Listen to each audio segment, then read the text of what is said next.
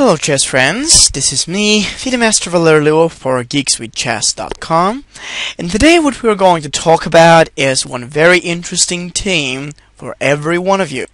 It's based on something that is really important for every master, and basically it's one of the basic ideas of every successful strategy on any level. It's called planning with segments, or segment planning. Segment planning is one of the most difficult themes for the beginner or intermediate player to understand because he really doesn't know how to do it.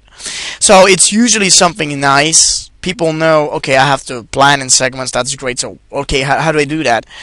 And I'll try to give the answer to that question right now by presenting you an excerpt of a really good game that was played by one of the strongest masters of the positional play in the beginning of 20th century, Aaron Nimzovich.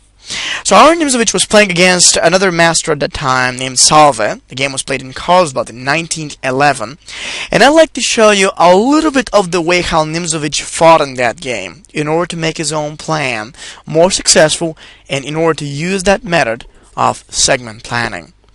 The game started with e4, black played e6, d4, d5, e5, and then c5. We have the French defense, the advanced variation in the French. The key idea that white has now is to blockade, and later on, once he develops naturally, this e5 pawn, which is a bit more advanced than black's e6, is going to take away the f6 square, which is usually appropriate for black's knight, give white a better, more spacious development, and additional possibilities. Black got now the move of knight c6, knight f3, Queen b6, and bishop d3. I'm replaying the first moves quickly because the thing is that this is all theory. And right now what black played was bishop d7. Have to know that this pawn cannot fail. At this moment white is indirectly protecting it, because if black decides to capture on it, white will have bishop b5, and after this check, when black blocks this, he's going to lose his queen. So one of the most important things about planning is that you need to know that it always starts with the easy way of developing the pieces. Remember, easy way. Not the fastest, not, as we say it, the most original, not the most special, but the easiest way to develop the pieces on the most comfortable squares from where they can interact between each other. The segment planning presents this idea at first. And as soon as black played now bishop to the d7, white played d6 to c4. This was a revolutionary move at the time. White voluntarily destroys his own strong pawn center in order then to attack with his pieces. And he doesn't begin it with the opening, but he does an important move that will give him a prospect for the middle game. It is very important every time when you develop in the opening, not so much to think about the opening development itself, but also to consider how the opening development will have a concrete influence to the middle game. This means how you would manage to develop your pieces so that eventually their development can influence the middle game strategy and your middle game plan in a more successful or significant way. So when white castled, then black played f6. The idea is to deal with this important pawn which I mentioned, and here white starts with another way to plan, b4. Often in the middle game, the way how we start our own plan is with improvement of our pieces. So therefore, when we are preparing for the middle game, sometimes it's a good idea if we restrict the opponent's own moves and the ways how he plans his pieces. Restriction is one of the most important and powerful principles of the segment planning. It presents the ability for you to use your own pawns, or even your own pieces, in order to drive away some of the opponents out. And once the move of b4 happens, black plays bishop e7. And now white plays bishop f4. The bishop is no longer having its active position on c5. It was forced to leave its c5 square and replace it with a much worse one on the e7. And that is the moment where white uses to develop. If f takes e, knight takes e5. Knight takes e5, bishop takes e5. On the other hand, the white bishop now is simply superior, and moves like queen h5 actually exist. Black developed with knight f6, and then knight d2, castling on the short side. Now this is really interesting. Most people ask here, what do I do? And I say, every time when you would like to have a more successful or significant plan, consider developing all of your pieces. Not one of them, not two of them, but all of them. This will help you to manage the first thing that is actually a sign of the middle game, the connection between the rooks, and that will help you to launch a plan. The only plan that we have before we connect our rooks and develop all the pieces is to develop as easy as we can and keep some coordination and purpose behind the moves that we play. So the thing is that now when white plays the move Queen e2 and connects the rooks, he's getting ready with the rest of his pieces, and after rook a to c8, bishop back to d4, that's the way he played it, and now of course black plays a move like Queen c7, white is ready to go with knight f3. The first segment of every successful plan always happens to be the improvement of the pieces. There is nothing more relevant or valuable than the ways how you can improve your pieces and manage them to better positions. When the white knight now reaches the f3 square, it's not only well placed and prepared, but it's getting ready to reach the most valuable e5 square. And so after moving up that way, black was really not in such a great position. He played bishop d6, and now white made knight e5. You have no idea how powerful it becomes when certain piece changes its position with another one. So now when the move of knight e5 comes, then the black bishop goes back to e8, and then white follows with rook 8 e1.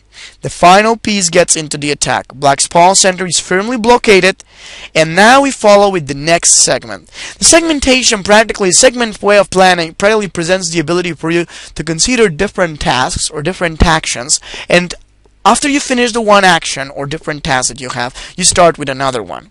Now, the difference between different ideas and different segments is that the segments are connected between each other. This means if white segment now was to, in fact, blockade the black center, it wasn't a separate idea, but it was connected with the plan further to attack against black's pawns on e6 and d5, and launch his own activity and attacks against black's king in the same time.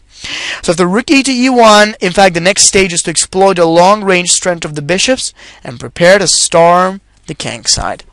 Black really didn't like that knight on e5, so he exchanged it. But this really doesn't help anything to black. The bishop takes replaces the knight and takes the powerful square there.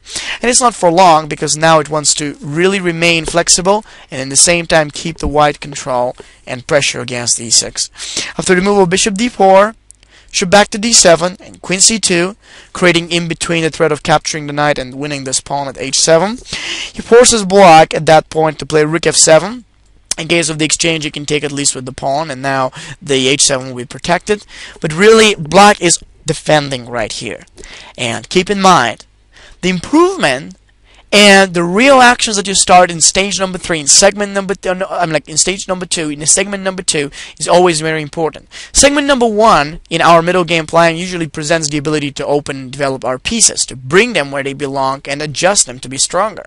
Segment number 2 is to make something more real with them. But even then, we continuously rearrange and adjust our pieces with every moment so that they can stay better and become much more and powerful attackers against the opponent. So now when white got the ability to play rook to g8, g3, he got everything on the side. Space, control, and command. The next move is just the powerful success of white's ideas, and within the next move he's winning. Take a look at the white pieces. You can pause the video lecture and think, what should be white's best opportunity to reach the black king and breach his own defense?